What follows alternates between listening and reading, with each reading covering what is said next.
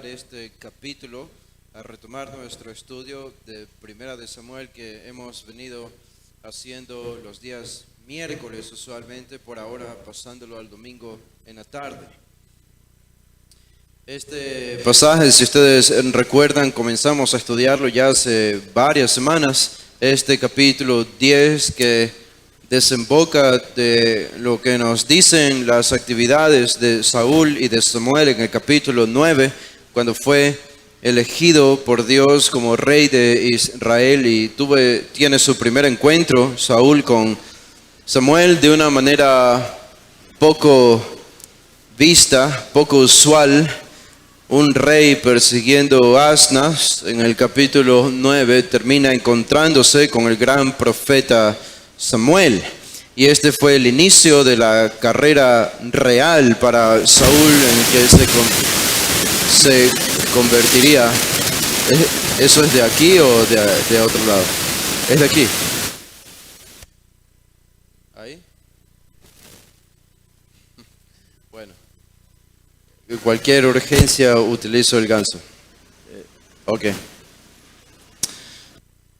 Bueno, así que cada vez que doy una introducción hay problemas, así que vamos a obviar la introducción. Voy a leer el pasaje.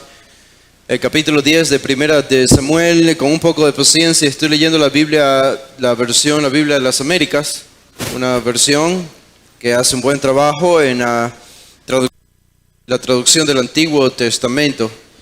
Así que vamos a leer este pasaje. Voy a usar el ganso, creo, nomás. Vamos con el ganso.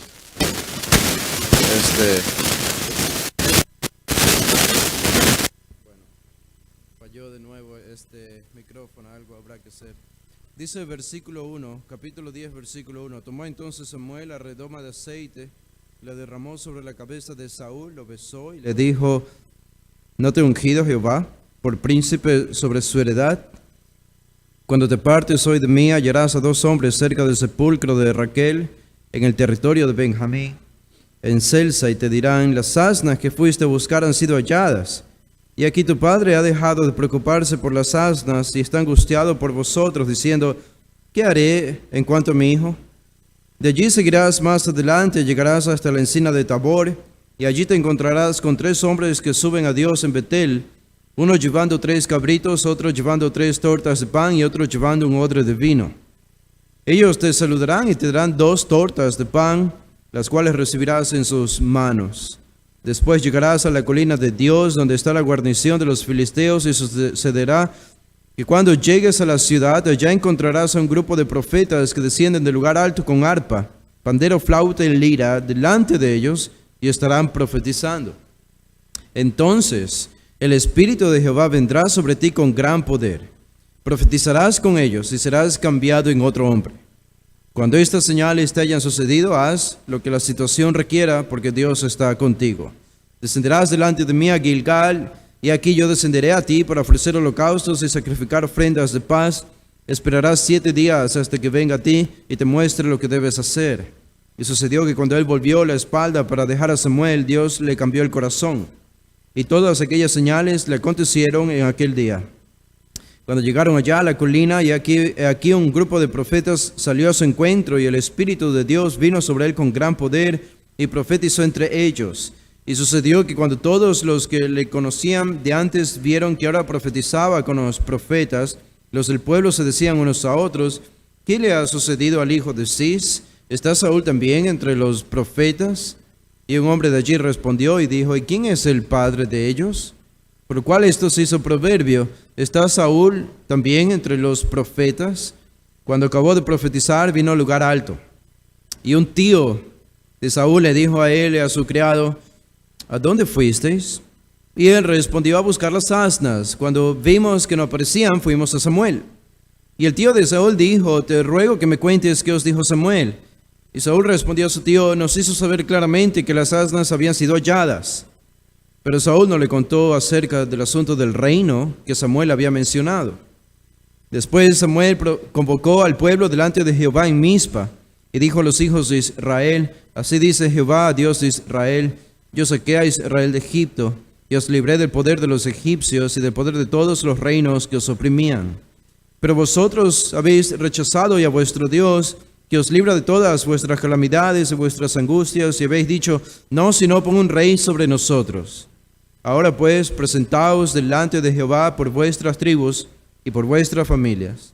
Samuel hizo que se acercaran todas las tribus de Israel, y fue escogida por sorteo la tribu de Benjamín. Entonces hizo que se acercara la tribu de Benjamín por sus familias, y fue escogida la familia de Matri. Y Saúl, hijo de Cis, fue escogido. Pero cuando lo buscaron, no lo pudieron hallar. Volvieron pues a inquirir de Jehová, ¿ha llegado ya el hombre aquí? Y Jehová respondió, he aquí, está escondido junto al bagaje. Corrieron y lo trajeron de allí, y cuando estuvo en medio del pueblo, de los hombros arriba, sobrepasaba a todo el pueblo. Y Samuel dijo a todo el pueblo, ¿veis al que Jehová ha escogido? En verdad que no hay otro como él entre todo el pueblo. Entonces todo el pueblo gritó y dijo, ¡viva el rey!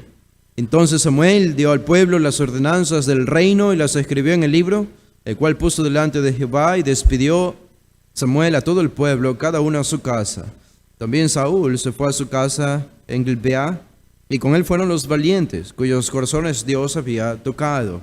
Pero ciertos hombres indignos dijeron, ¿cómo puede éste salvarnos? Y lo menospreciaron, y no le trajeron presente alguno, mas él guardó silencio. El versículo 1 de este capítulo 10 es un buen lugar para comenzar, porque dirige nuestra atención a los capítulos anteriores para descubrir cómo es que Dios, por medio de Samuel, elige por rey a Israel a un completo fiasco, como Saúl. Es lo que encontramos en el versículo 1, Samuel ungiendo a Saúl como el nuevo rey de Israel. Pero esto es obviamente una mala decisión. Alguien incluso leyendo este versículo 1 sin el contexto apropiado diría que Dios se equivocó al elegir a Saúl. Pero nosotros conocemos el capítulo 9 y el capítulo 8. Y sabemos que lo que Dios está haciendo es reteniendo su misericordia temporalmente de Israel para darles lo que ellos querían, un rey como el de las naciones, porque le habían rechazado a Dios y esta era la consecuencia. Dios los entregó a sus deseos, como dice Pablo en Romanos 1. Y este capítulo 10 nos presenta una serie de actividades y de personajes que aparecen, algunos conocidos, otros completamente desconocidos para nosotros. Acciones un poco raras de Saúl que encontramos allí e incluso de otros personajes también. Actualmente estoy leyendo un libro sobre las civilizaciones antiguas. Y este libro se remonta al tercer milenio antes de Cristo, el año 3000 antes de Cristo. Y hace referencia a ciudades y civilizaciones tan antiguas, Ur de los caldeos, Babilonia, Nínive, Ati y otras ciudades más. Y todas estas ciudades, ya desde el tercer milenio antes de Cristo y aún antes del tercer milenio, todas estas ciudades tenían su propio rey. Y para todas estas ciudades era tan importante tener un rey porque el Dios, la divinidad que ellos adoraban, hablaba o reflejaba su voluntad por medio de este rey. El rey era elegido por el Dios que ellos adoraban y por eso respetaban al rey y obedecían al rey. Y cuando estaba pensando y leyendo este libro que es secular, pero habla sobre las civilizaciones antiguas y la cultura y prácticas y religiones de las civilizaciones antiguas, estaba pensando en Israel, porque Israel desde su nacimiento como nación nunca tuvo rey y constantemente habrían visto al resto de las naciones con su rey. Y Dios hablando al pueblo por medio de este rey, gobernando al pueblo por medio de este rey, dando victoria a su pueblo por medio de este rey. Y ellos no tenían rey. El tiempo llegó cuando se cansaron de una monarquía invisible para ellos. Se cansaron de no poder ver visiblemente un rey y querían la religión de Dios, pero sin Dios y con un rey que lo reemplazaran. Querían la bendición de Dios, querían al rey para darle victorias sobre las naciones enemigas, pero sin sujetarse al supremo rey que es Dios. Ahora, si recuerdan el capítulo 9, nosotros observamos algo extraño en Saúl y algo único en Saúl. Saúl buscando burros y sin éxito. No sé si tengamos a otro personaje en la Biblia buscando asnos o burros. En toda la revelación bíblica, creo que Saúl es el único. Y llama la atención esta actividad porque no es la característica que esperas ver en un futuro rey de una nación. ¿Cómo introduces normalmente al futuro y próximo rey de una nación de la manera más elevada posible y exaltada posible? Pero no es como el autor de este libro introduce al futuro rey de Israel. Lo introduce buscando asnos y sin éxito. Es más bien, aparentemente, una figura de Saúl, supongo que podríamos decir incompetente por lo menos. Un hombre incompetente en el capítulo 9. Pero en este capítulo 10 encontramos otro detalle extraño en Saúl. Él ya se ha reunido con Samuel. Esto ocurrió al final del capítulo 9. Samuel le reveló a Saúl que él va a ser el futuro rey de Israel y tiene una conversación secreta con él al final del capítulo 9, en el versículo 27. Y este capítulo 10 entonces nos dice qué sucede con Saúl después de esto. Él sabe que va a ser el rey, que Dios lo ha elegido. Y cuando pensamos en un rey siendo coronado como rey de una nación, podemos pensar en las coronaciones más famosas que se han realizado.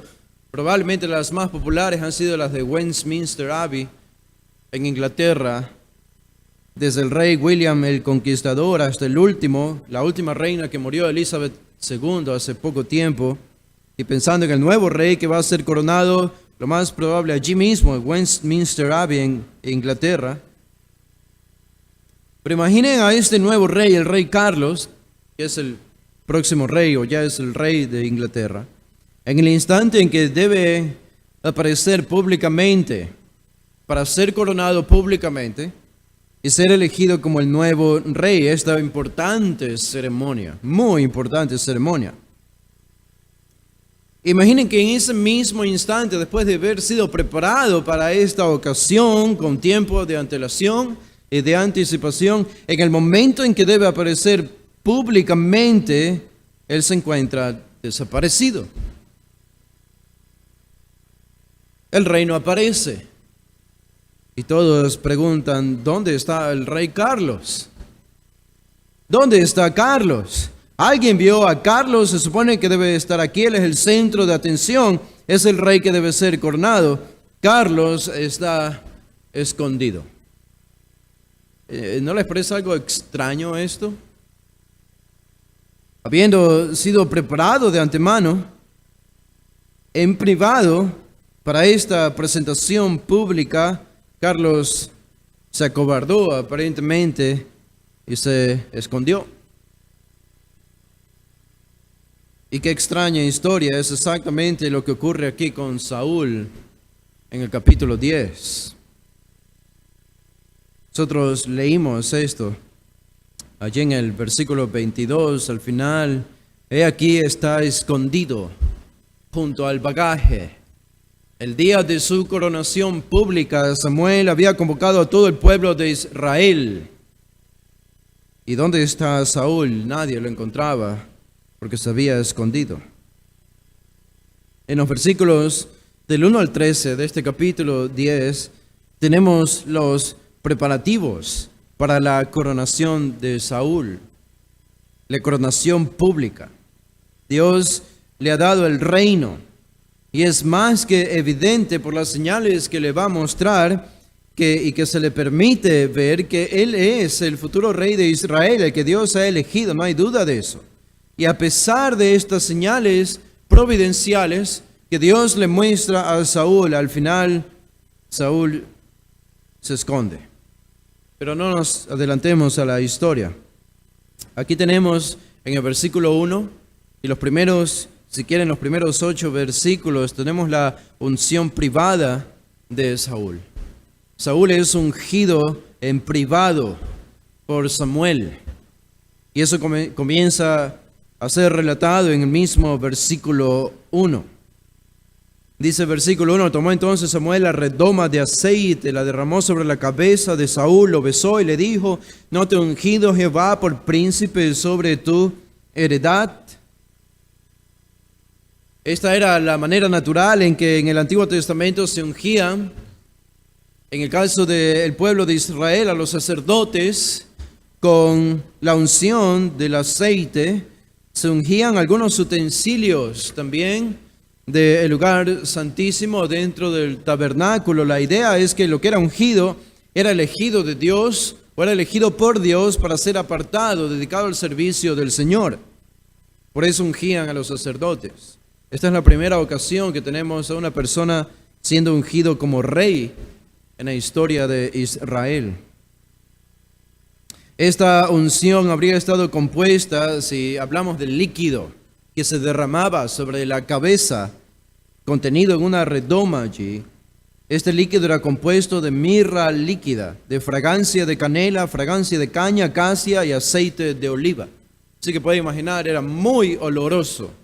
Alguien naturalmente que era ungido, todos cerca de él habrían sabido que este personaje había sido ungido por el olor que emanaba. Y esta es la manera en la que Saúl está siendo ungido por Samuel. Ahora, las palabras de Samuel en el versículo 10, él primero unge a Saúl y al final del versículo 1, Samuel le dedica unas palabras. ¿No te ha ungido Jehová por príncipe sobre su heredad? En la confirmación. Tú eres el príncipe, tú eres el rey, tú eres el vicerregente de Dios para gobernar a Israel. Quizás Samuel, sabiendo que Saúl tenía sus dudas todavía sobre su reinado, esta pregunta retórica es una confirmación de Samuel de que es verdad, Dios le había elegido. Noten que es la decisión de Dios. Es la decisión de Dios. Dice en este versículo 1, ¿no te ha ungido Jehová por príncipe sobre su heredad? Es Dios quien eligió a Saúl. Y ustedes dicen, bueno, pero yo pensé que en el capítulo 9 fue el pueblo quien eligió a Saúl, porque rechazaron a Dios. Y sí, ambas cosas son verdad. Bienvenidos al misterio de la soberanía de Dios y la responsabilidad humana. Dios eligió a Saúl, pero el pueblo eligió a Saúl. Yo no puedo entender eso, pero es lo que dice este versículo 1. Dios eligió a Saúl y entendemos cuál era el propósito de Dios, darle al pueblo lo que el pueblo anhelaba, un rey como el rey de las naciones. Pero esta es la escena. No hay mucho que ver aquí en este versículo 1, más bien parece una escena simple. Samuel ungiendo en privado, probablemente no había nadie más allí, solamente los dos, ungiéndolo a Saúl y confirmándole con estas palabras que él era el rey de Israel, elegido de Dios. Pero esta unción va a ser acompañada con algunas señales. Y las señales que vamos a encontrar en los siguientes versículos son importantes, especial y específicamente para Saúl. Un Saúl que titubea, un Saúl que duda acerca de su reinado, si él es el elegido o no. Estas señales Dios las utiliza soberana y providencialmente para afirmarle una y otra vez que Dios en efecto lo ha elegido a él. Porque de otra manera, ¿por qué serían necesarias? Serían absolutamente innecesarias. Si no es porque Dios quería confirmarle a Saúl que él era su elegido. Y es interesante los detalles que vamos encontrando aquí. Estas señales eran la prueba de que Dios estaba detrás de su elección como rey, que Él era quien estaba dirigiendo las actividades para su coronación pública. No había duda de eso. Y en este versículo del 2 al 8 encontramos cuáles son estas señales. Y Samuel de antemano, previamente adelanta a Saúl cuáles son las señales que él va a ser capaz de ver, para que cuando las vea no quepa ninguna duda de que Dios estaba detrás de todo. Dios estaba controlándolo todo. Noten el versículo 2. Encontramos la primera señal allí. En el versículo 2, cuando te apartes hoy de mí, le dice Samuel a Saúl, hallarás a 2 hombres cerca del sepulcro de Raquel, en el territorio de Benjamín, en Celsa, y te dirán, las asnas que fuiste a buscar han sido halladas. Y aquí tu padre ha dejado de preocuparse por las asnas y está angustiado por vosotros, diciendo, ¿qué haré en cuanto a mi hijo? Esta es la primera señal. Saúl se iba a encontrar con 2 hombres. Noten lo específico de estas señales. Es muy específico. No son como las supuestas señales de falsos maestros, que fácilmente le dicen a un creyente medio ignorante, de aquí a 3 años tendrás problemas con tu familia.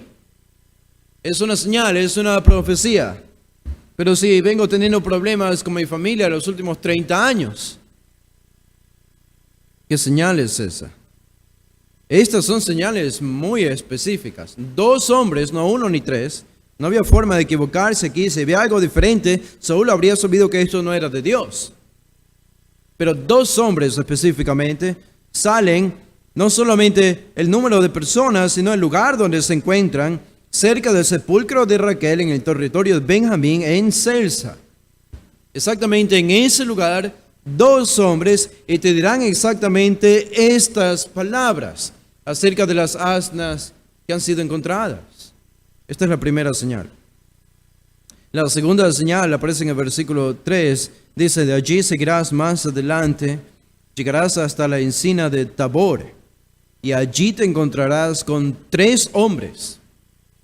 3 hombres que suben a Dios en Betel, uno llevando 3 cabritos, otro llevando 3 tortas de pan y otro llevando un odre de vino. Ellos te saludarán y te darán 2 tortas de pan, las cuales recibirás de sus manos. La segunda señal, no menos específica y detallada que la primera, en esta ocasión sería en la encina de Tabor. Saúl se encontraría con 3 hombres. 3. Ellos se dirigen a Betel. Uno lleva 3 cabritos, otro lleva 3 tortas de pan y otro lleva un odre de vino. Exactamente esa cantidad de objetos de comida o de animales debían llevar en sus manos. Y en el versículo 4 ellos te van a saludar. Te van a saludar y te darán 2 tortas de pan. ¿Por qué no 3? ¿Por qué no el vino o los cabritos? Es simplemente una señal. Es simplemente una señal. 2 tortas de pan son suficientes para Samuel, el resto era para los hombres. Ellos también necesitaban comer. Pero Saúl iba a recibir esto y debía aceptarlo. Y hay una tercera señal aquí en el versículo 5. Después llegarás a la colina de Dios, donde está la guarnición de los filisteos, cerca del campamento enemigo de los filisteos. Y sucederá que cuando llegues a la ciudad, allá encontrarás un grupo de profetas que descienden del lugar alto con arpa, pandero, flauta y lira delante de ellos, y estarán profetizando. Entonces, Saúl, el Espíritu de Jehová vendrá sobre ti con gran poder, y profetizarás con ellos, y serás cambiado en otro hombre. Cuando estas señales te hayan sucedido, haz lo que la situación requiera, porque Dios está contigo. Y es interesante, de nuevo, de manera específica, cómo Samuel guía a Saúl. Si algo no se cumplía, debía haber sido muy obvio, muy obvio. El versículo 7 que acabamos de leer allí parece sugerir algo importante hasta este punto. Saúl ahora debía comenzar a lidiar con los filisteos. Dice que cuando estas 3 señales se cumpliesen, él se iba a encontrar aquí, cerca del campamento de los filisteos, nos dice el versículo 5. Y el versículo 7, cuando las señales hayan ocurrido, haz lo que la situación requiera porque Dios está contigo. ¿Qué significa eso? Saúl, haz lo que la situación requiera porque Dios está contigo. Muchos han pensado que esta es una referencia a que Saúl debía iniciar una batalla contra los filisteos. Seguramente es una frase que se usa en otros contextos del Antiguo Testamento para iniciar guerras o batallas. Y probablemente, aunque no podemos estar seguros, probablemente esta es la referencia. Uno puede sacar su propia conclusión, pero es interesante de que probablemente Saúl debió haber iniciado un ataque contra los enemigos de Israel, que eran los filisteos, pero sabemos por el final de esta historia que no fue así, sino hasta más adelante del capítulo 11. Sin embargo, es interesante que de las 3 señales, solo se nos narra cómo una de ellas se cumplió, la tercera, en el versículo 9. Pero antes dice el versículo 8, dice: descenderás delante de mí a Gilgal, y aquí yo descenderé a ti para ofrecer holocaustos y sacrificar ofrendas de paz. Esperarás 7 días hasta que venga a ti y te muestre lo que debes hacer. Estas son las indicaciones. Ahora, ¿qué ocurrió entonces después de esta profecía de Samuel? Después de proferir estas señales. Bueno, ocurrió exactamente lo que Samuel le dijo que ocurriría a Saúl. Pero la narración no narra las 3 señales, sino solo una. Probablemente no era necesario. Noten el versículo 9. Dice: sucedió que cuando él volvió la espalda para dejar a Samuel, Dios le cambió el corazón. Y todas aquellas señales le acontecieron en aquel día. No hay duda.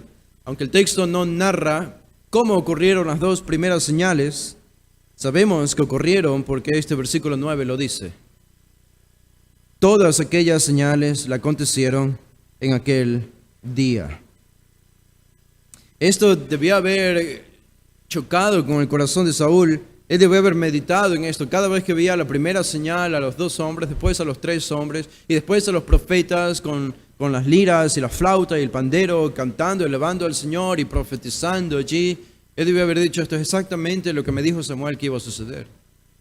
Dios, la conclusión debió haber sido: Dios seguramente está detrás de todo esto. No hay otra manera. Esto es la máquina del tiempo o algo así, ¿eh? Nada más y nada menos que predecir el futuro. ¿Quién puede predecir el futuro? Y con la exactitud y precisión con la que se describe en este pasaje, sino solo Dios.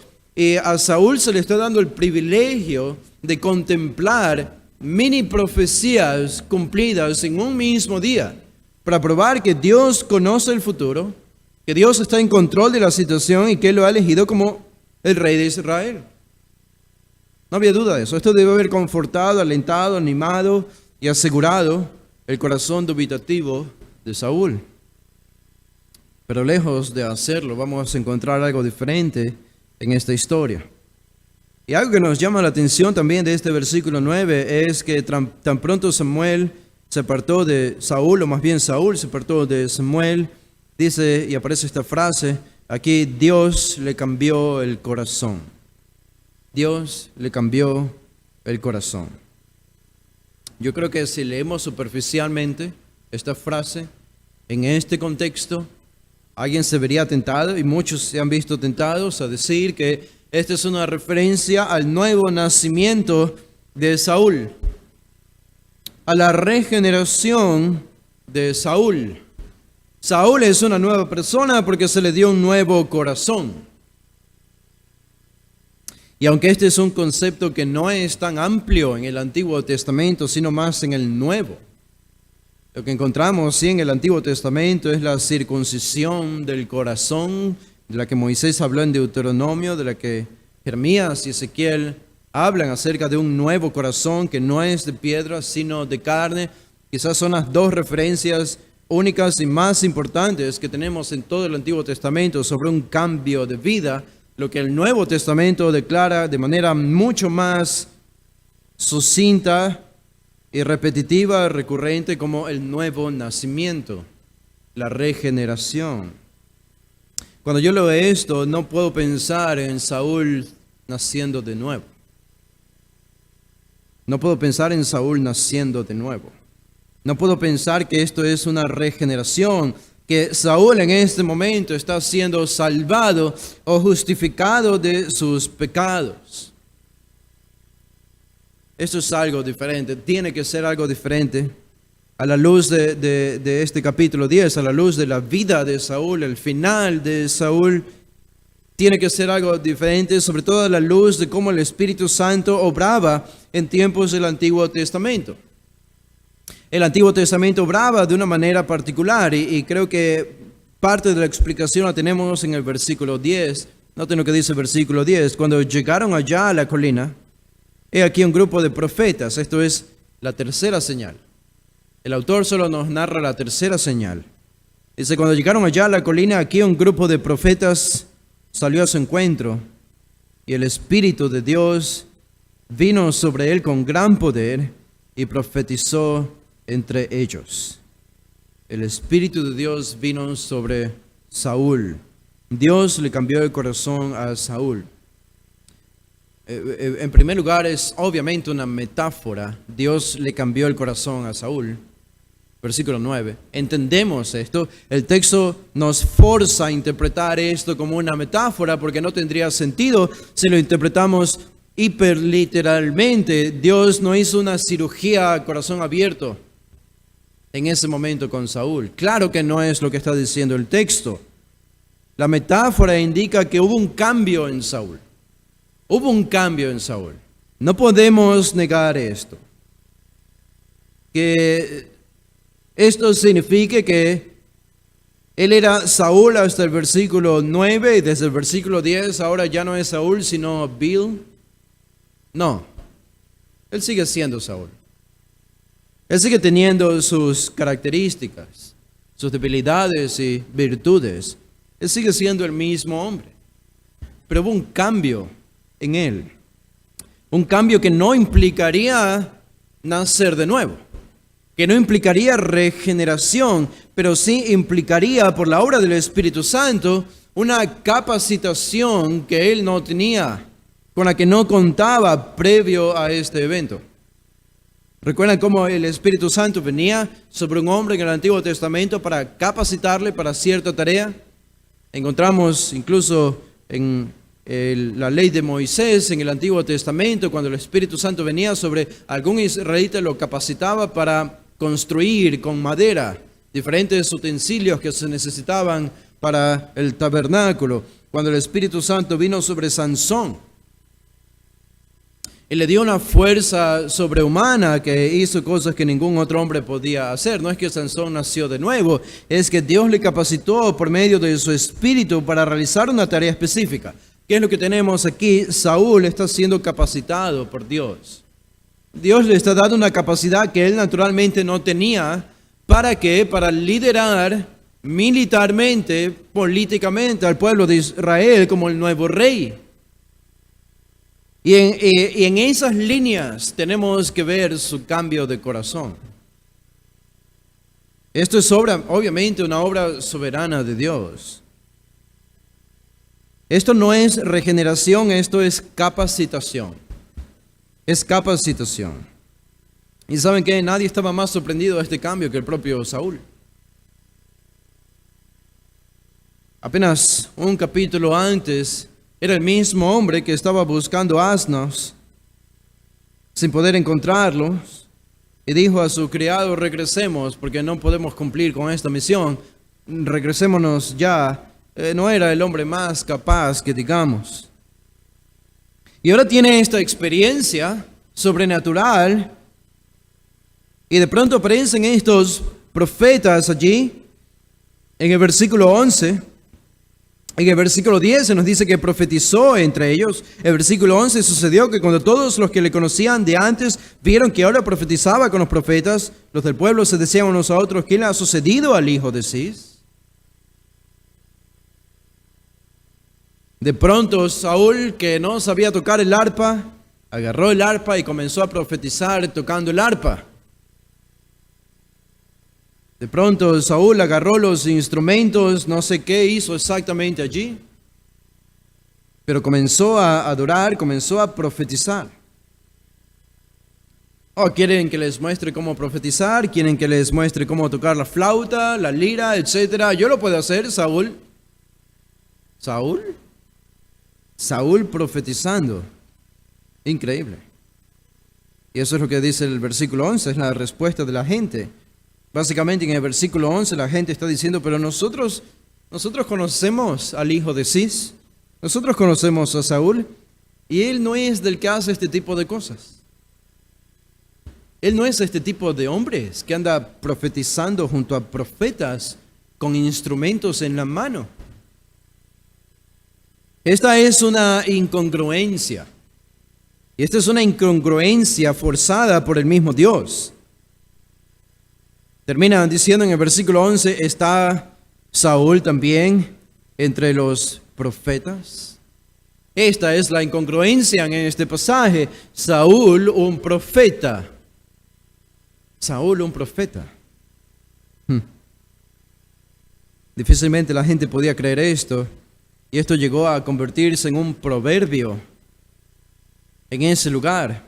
Dice el versículo 12, y un hombre de allí respondió y dijo. Es decir, primero es interesante porque vamos a introducirnos una serie de interrupciones y de preguntas y de respuestas y de secretos velados. Pero en el versículo 11 la gente reacciona porque conocían a la familia de Saúl y Saúl no era así. De pronto lo ven a Saúl profetizando. Ellos no entienden, ellos dicen esto no tiene sentido, no tiene ningún sentido. Y mientras la gente discutía acerca de Saúl, ¿por qué estaba profetizando? Porque no era de este tipo de personas. En el versículo 12 aparece un hombre. ¿Notan lo anónimo que es este hombre? Dice, y un hombre. ¿Quién es este hombre? Nadie sabe quién es este hombre. El texto dice, y un hombre. ¿De dónde era? ¿Quién era? ¿De dónde vino? ¿De dónde salió? Nadie sabe. En el versículo 12, pero apareció un hombre por allí y respondió y dijo, ¿y quién es el padre de ellos? No solo asombra el anonimato de este hombre, sino la pregunta aparentemente fuera de contexto de este hombre. Él no pregunta quién es el padre de Saúl, sino ¿y quién es el padre de ellos? ¿Quiénes son ellos? Los profetas. ¿Y por qué estaba preguntando por el padre de los profetas? No tengo idea. Pero esa es la pregunta de un hombre anónimo. Saúl estaba causando confusión en la gente ya ni siquiera sabía lo que estaba preguntando. Entonces esto se hizo proverbio, dice el versículo 12. ¿Cuál era el proverbio? ¿Está Saúl también entre los profetas? Y cada vez que tú hacías algo que estaba muy fuera de tu carácter, cada vez que veían, no que haya ocurrido esto, pero cada vez que veían una vaca volar, decían, ¿está Saúl también entre los profetas? Es tan incongruente, es tan inconcebible que Saúl profetice como una vaca volar. Y en verdad se convirtió en un proverbio esto. Y cada vez que acontecían cosas inusuales, se repetía el proverbio. Oh, es que está Saúl entre los profetas. Dice, noten lo que dice el versículo 13. Cuando acabó de profetizar, Saúl acabó de profetizar, vino al lugar alto. Y ahora aparece otro personaje de la nada en el versículo 14. Y un tío de Saúl. ¿Quién es este tío de Saúl? No tenemos idea quién es este tío de Saúl. Apareció allí. ¿De dónde apareció? Pero es un tío de Saúl. Y le dijo a él y a su criado, ¿a dónde fueron? Y él respondió, a buscar las asnas. Cuando vimos que no aparecían, fuimos a Samuel. El tío va a mostrar aquí algo de percepción, pero primero lo que nos presentan los versículos 11, 12 y 13 y parte del 14 es que nadie sabe absolutamente nada de lo que está sucediendo aquí. Nadie entiende lo que está pasando. Nadie entiende por qué Saúl está profetizando. ¿Quién es este hombre que hace esta pregunta? ¿Por qué se pregunta por el padre de los profetas? ¿Y de dónde sale este tío? Y le hace la pregunta a Saúl. Pero este tío va a mostrar algo de percepción. Noten el versículo 15. Y el tío de Saúl dijo, te ruego que me cuentes qué os dijo Samuel. Cuando Saúl le dijo a su tío que habían ido donde Samuel, su tío inmediatamente reaccionó, dijo, Samuel, yo conozco a Samuel. Samuel es un personaje importante. Quiero saber lo que te dijo. Cualquier cosa que viene de los labios de Samuel debe ser importante. El tío tenía alguna percepción espiritual porque sabe quién es Samuel y cualquier cosa que dice Samuel debe ser importante. Y por eso le pregunta a Saúl, dime qué te dijo Samuel. Quiero saber. ¿Qué respondió Saúl, en versículo 16. Y Saúl respondió a su tío, bueno, nos hizo saber claramente que las asnas habían sido halladas. Pero Saúl no le contó acerca del asunto del reino, como Samuel le había mencionado. Hay secreto en Saúl. Hay secreto en Saúl. Saúl no le miente a su tío. Saúl no inventa una historia falsa.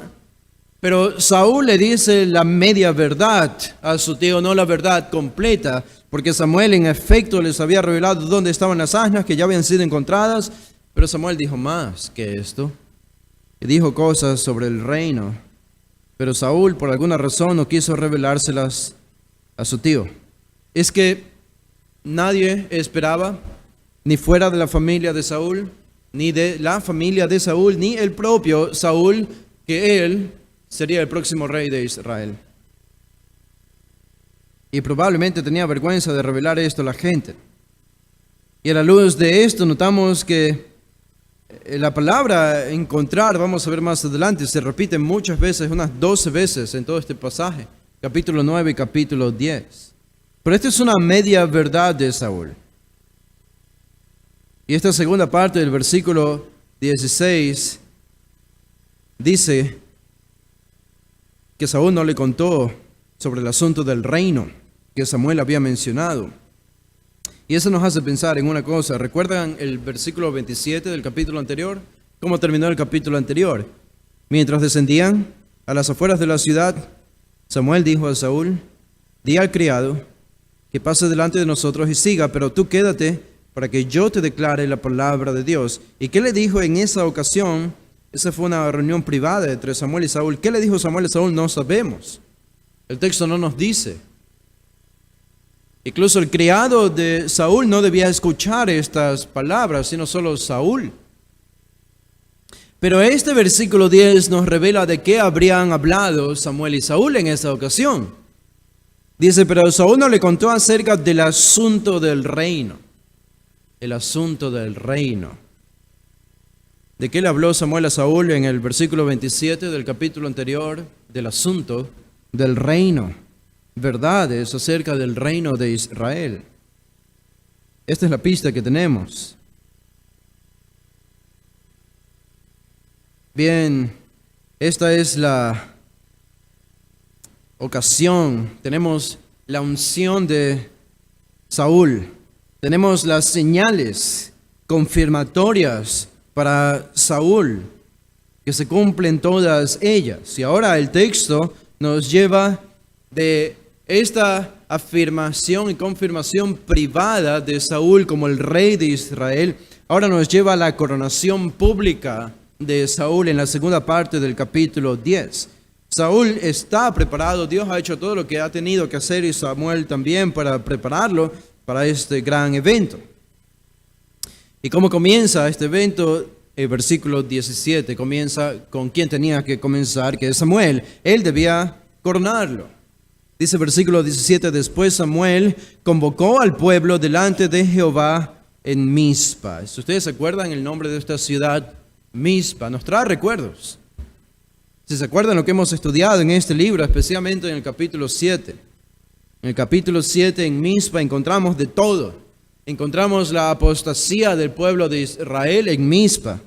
Encontramos la confesión del pecado de Israel, el sacrificio a Dios y la victoria sobre sus enemigos. Y Samuel siendo utilizado para esa victoria, diciendo hasta aquí nos ayudó Jehová. Mizpa traía buenos, importantes recuerdos para Israel. Y este es el lugar que elige Samuel estratégicamente para coronar públicamente delante de todo Israel a Saúl. Dice versículo 18, y dijo a los hijos de Israel, así dice Jehová, Dios de Israel, yo saqué a Israel de Egipto y os libré del poder de los egipcios y del poder de todos los reinos que os oprimían. Pero vosotros habéis rechazado a vuestro Dios, que os libra de todas vuestras calamidades y vuestras angustias, y habéis dicho no, sino pon un rey sobre nosotros. Ahora pues, presentaos delante de Jehová por vuestras tribus y por vuestras familias. Esta es la obra y el rol importante de Samuel para el pueblo de Israel. Samuel es un profeta y está actuando como un profeta, como un proclamador de la palabra de Dios, como un predicador. Y por eso Samuel comienza hablando en el versículo 18, así dice Jehová. Así dice Jehová es la marca distintiva de todo verdadero profeta del Señor. Y él va a proveer dirección al pueblo de Israel a pesar de su rechazo, a pesar de su apostasía. Aquí está Samuel dirigiendo al pueblo las palabras de Dios y haciéndoles un recordatorio de la historia de la redención de Dios, como Dios les habría librado de Egipto en el pasado, pero ahora ellos habían rechazado. Esta es una predicación de Samuel, es una corta predicación, es un muy corto sermón que lo podemos dividir en dos puntos. El punto 18, la fidelidad de Dios; el punto 19, la infidelidad del pueblo de Israel. La fidelidad de Dios y la infidelidad del pueblo de Israel en el versículo 19. Este es el rol del profeta. Y es una tentación, suponemos nosotros, hacer esto en cada generación, abandonar a Dios. Hacer esto mismo en cada generación, pensar que tenemos todo bajo nuestro control, como encontramos la situación de nuestra civilización secular hoy. Nunca ha habido en el mundo una civilización como la que tenemos el día de hoy, tan secular, tan apartada de Dios. La historia simplemente se va repitiendo. Pero la historia revela más cosas aquí. Samuel comienza a llamar a las tribus y a las familias para identificar al que Dios había elegido como rey. Ahora, noten, el pueblo no tiene idea de lo que está pasando aquí. El pueblo no sabe que Samuel los ha convocado para elegir al rey de Israel. Por lo menos Samuel no lo ha dicho explícitamente todavía. La gente que lo ve a Saúl profetizando en los versículos anteriores, ellos no tienen idea de que Dios está haciendo todo esto. Los dos hombres, los tres hombres y los profetas que se encuentran con Saúl no tienen idea de que Dios está haciendo esto. No tienen idea que ese Saúl es el futuro rey de ellos. Nadie sabe nada de lo que está pasando. Es Dios obrando detrás de bastidores. Pero noten el versículo 20. Samuel hizo que se acercaran todas las tribus de Israel y fue escogida por sorteo la tribu de Benjamín. No se sorprendan tanto por la palabra sorteo. No significa que pueden ir a Las Vegas a jugar todo tipo de juegos por sorteos. Esta era la manera común en la que ese tiempo se decidía la voluntad divina. Esto incluso hasta en tiempos del Nuevo Testamento. ¿Se acuerdan cuando los discípulos los apóstoles eligen al sucesor de Judas? Lo hacen por sorteo, porque era el medio que se utilizaba en ese tiempo para conocer la voluntad divina. No funciona así ahora, por si acaso. Solo por si acaso. Pero era la manera que se utilizaba, era el método que se utilizaba en ese tiempo. Así que hicieron un sorteo y la tribu de Benjamín ganó el sorteo. Entonces, versículo 21, hizo que se acercara a la tribu de Benjamín por sus familias, y fue escogida la familia de Matri. Y Saúl, hijo de Cis, de la familia de Matri, pues Saúl, el hijo de Cis, el escogido. Ahora todos sabían que era Saúl, y todos lo conocían por nombre. Es Saúl, el rey de Israel. Pero el versículo 21 termina diciendo, pero cuando lo buscaron, no lo pudieron hallar. Y entonces comienzan a preguntar, ¿dónde está Saúl? ¿Dónde está Saúl? ¿Dónde está el rey? Debe estar aquí, Samuel debe estar aquí. Yo no sé, ustedes lo han visto, yo no lo he visto. ¿Dónde está Saúl? Versículo 22 dice, volvieron pues a inquirir de Jehová. De nuevo preguntaron a Jehová, ¿ha llegado ya el hombre aquí? ¿Ha llegado Saúl? Lo estamos esperando. Y Jehová respondió, he aquí, está escondido junto al bagaje. He aquí, está escondido junto al bagaje. Bueno, quizá puede escudriñar algo del carácter de Saúl al ver lo que está haciendo en un momento tan importante como este, el de su coronación, escondido. Se ha dicho tradicionalmente, y creo que con alguna razón, que Saúl era acomplejado. Saúl era acomplejado. Estaba demasiado consciente de sí mismo, de sus virtudes, de sus debilidades. Y por alguna razón tiene miedo y se esconde. Es un hombre tímido. Es un hombre que titubea, que duda, que ha decidido ignorar las revelaciones que Dios le ha dado en todo este capítulo 10 con las 3 señales, cambiando su corazón, haciéndole profetizar, pero aún así el hombre no está seguro. Esa es una banderita roja de que este no es el hombre. Este no es el hombre que debe guiar a una nación espiritualmente. Y entonces el versículo 23 continúan con la actividad y dice, corrieron y lo trajeron de allí. Me asombra el comentario de algunos que han dicho, es que Saúl era un hombre muy humilde. Y esa es la razón por la que no se dispuso a presentarse públicamente en su coronación. El hombre era humilde. Si algo de humildad podemos ver en Saúl es una falsa humildad. Hay tal cosa como falsa humildad. Hay tal cosa como aparentar una humildad que no existe. Claro que sí. Así que literalmente lo tienen que traer a Saúl. Él no viene por sí mismo, sino que lo tienen que ir a ver y lo tienen que traer al lugar de la coronación. Y cuando estuvo en medio del pueblo, de los hombros arriba, sobrepasaba todo el pueblo. Es la segunda vez que encontramos esta descripción de Saúl. En el capítulo 9 la encontramos por primera vez. De los hombros arriba sobrepasaba a todo el pueblo. ¿Qué hacía un hombre tan grande? Un hombre tan bien parecido, un hombre que ya había sido ungido por Samuel y haber recibido las señales de Dios. ¿Qué hacía un hombre como ese escondido detrás del bagaje? ¿Imaginan cuando los hombres lo fueron a buscar y lo encontraron? ¿Tú eres Saúl? Sí, yo soy Saúl. Ponte de pie, es tu coronación. El hombre se levanta y dicen, wow, este es el rey de Israel. ¿Qué hace un hombre? ¿Qué hace un hombre tan alto? ¿Qué hace un hombre tan bien parecido? ¿Qué hace un hombre de este porte escondido detrás del bagaje? Seguramente esta fue la reacción de la gente. Y Samuel dijo a todo el pueblo en el versículo 24.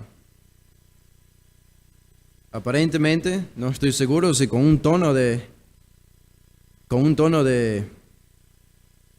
lamento, de afirmación, con un tono algo cómico, ¿veis al que Jehová ha escogido?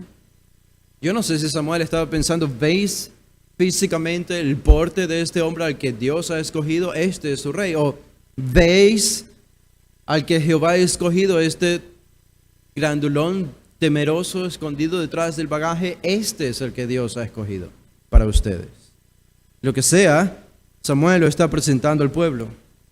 Y dice Samuel, en verdad no hay otro como él entre todo el pueblo. Entonces todo el pueblo gritó y dijo, viva el rey, viva el rey.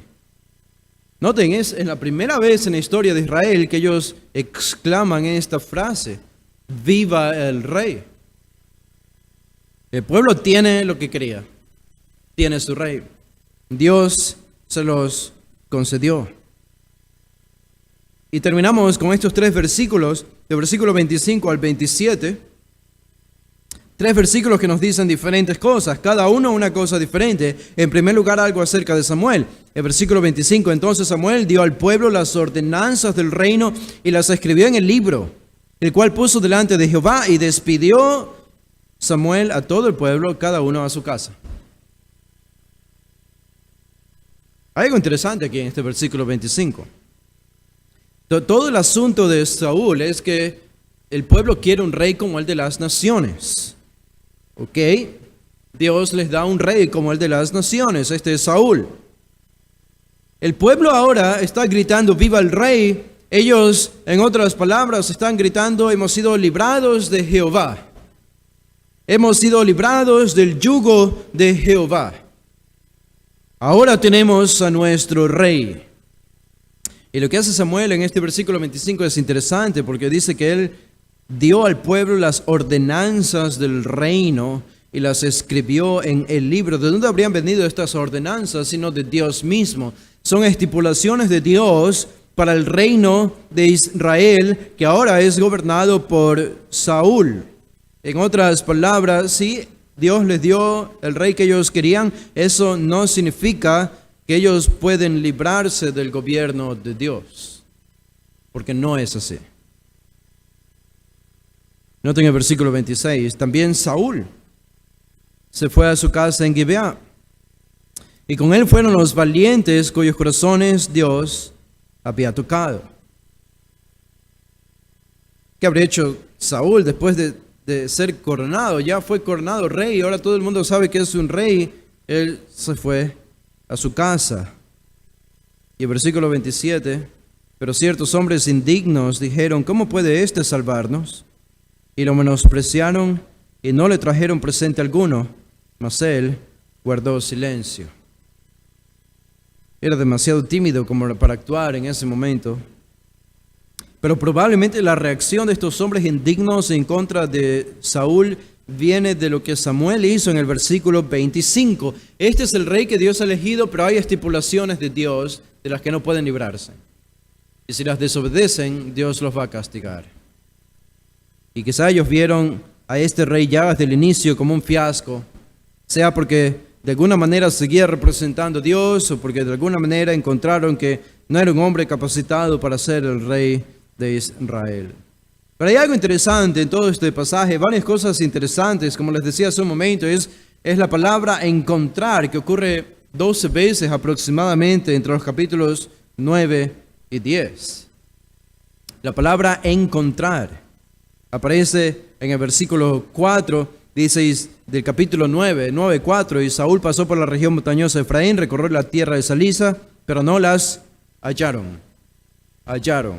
Esa es la palabra. En el versículo 8, de una manera diferente, vuelve a aparecer al final del versículo 8, y Él nos indicará nuestro camino.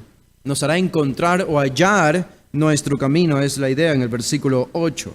En el versículo 11, otra vez, se encontraron con unas muchachas, hallaron a unas mujeres. En el versículo 13, de nuevo, al final del versículo 13, subid ahora que lo encontraréis enseguida. Lo hallarán enseguida a Samuel. Y esta palabra sigue repitiéndose en el versículo 20, en el capítulo 10, el versículo 2, el versículo 3, el versículo 7 y el versículo 16. Son 12 veces que aparece la palabra encontrar. Samuel, las mujeres, las asnas, Saúl, el reino, todo es encontrado en estos dos capítulos. Es interesante porque es aparentemente una paradoja. Encontramos mucho secreto aquí, porque lo que hemos visto en el capítulo 10 es que la obra de Dios es secreta. Nadie sabe lo que está pasando. Todos están confundidos con Saúl, porque nadie sabe que Dios está detrás de esto. Ese es el gran secreto de esta historia. Y también el reino. El reino es encontrado. Un reino es hallado. Un reino es encontrado en Saúl. Pero nadie lo sabe todavía. Hasta que llegó el día de su coronación. Esto nos dice algo. Dios está activo. Incluso cuando nosotros pensamos que no lo está. Dios está activo incluso cuando nosotros pensamos que Él no lo está. Esa es una de las grandes lecciones que podemos recibir de este pasaje. Que claro que nos encontramos con las circunstancias y los eventos y actividades providenciales de este mundo y no vemos visualmente o no percibimos a Dios detrás de todo esto, pero si algo nos enseña esta historia es que Dios está detrás de cada acto. Dios está detrás de todo evento y de cada actividad que ocurre alrededor de nuestra vida. ¿Y saben algo más acerca de Saúl? Hay algo ausente en Saúl que preocupa, porque así lo encontramos en David y lo encontramos en Salomón al inicio de su reinado. Cuando tanto David como Salomón fueron coronados, los dos, ambos, mostraron algo que no se encuentra aquí en Saúl, paradójicamente. Porque ustedes pueden decir, pero yo sí veo eso en Saúl, pero no está. Y es el temor de Dios, el temor de Dios. No hay ni una pizca de temor de Dios en Saúl. Ustedes dicen, pero Saúl parece un hombre temeroso aquí. Es un hombre que tiene temor de hombres, pero no es un hombre que tiene temor de Dios. Y eso lo va a convertir en uno de los peores reyes de Israel. El temor de los hombres es la fórmula para el fracaso espiritual de cualquier persona. Y podemos contemplar el fin del reinado de Saúl de esa manera. Por ese temor de hombres, comenzó a perseguir al ungido de Dios conforme al corazón de Dios, que es David. Porque temía a David. No era un hombre que se afianzó en el temor de Dios. El principio de la sabiduría, dice Salomón, por eso es el temor a Dios. El principio de la sabiduría. Importante lección para nosotros. Vamos a hacer una oración para terminar. Padre, te damos gracias por esta tarde y noche. Tu palabra es infinita para nosotros. Es eterna. Y está repleta de verdades que aún nosotros debemos seguir atesorando y nos falta mucho por atesorar. Rogamos, Señor, que en esta noche tú nos lleves llenos de tu presencia, conociendo que tú eres el autor de todos los eventos, por delante y por detrás, a la izquierda y a la derecha de nosotros, y que los haces y los permites con un motivo específico, particular, que es traer gloria a tu nombre y el bien a tu pueblo. Tú estás detrás de todo evento, Señor, y esa es nuestra confianza. Y esa confianza rogamos que nos lleve no a temer a los hombres, sino a temerte a ti. El temor de hombres es pecaminoso como el de Saúl, pero el temor tuyo nos lleva a la justicia, nos lleva a la piedad, a la proclamación del Evangelio, a la obediencia, a la sabiduría, a la santidad. Es el temor de Dios, ese Dios que se manifiesta majestuosamente en las páginas de la Escritura que podemos contemplar día y noche. A ese Cristo lleno de brillo y de luz divina que se muestra a nosotros. Es lo que nos hace temer y obedecer. Y que este sea nuestro lema, Señor, también este año. Oramos poniendo todo en tus manos, en el nombre de Jesús. Amén. Pueden ponerse de pie, vamos a hacer una oración para despedirnos. Padre, te damos gracias por este día, por darnos tu palabra, por darnos la comunión con nuestros hermanos y estos ricos tiempos, Señor, que podemos aprovechar aquí. Ahora que nos despedimos, tenemos un tiempo de comunión, Señor, guárdanos, guíanos, ayúdanos a comenzar y continuar esta semana llenos de tu palabra, saturados en nuestra mente de tu verdad. Rogamos esto en el nombre de Jesús. Amén.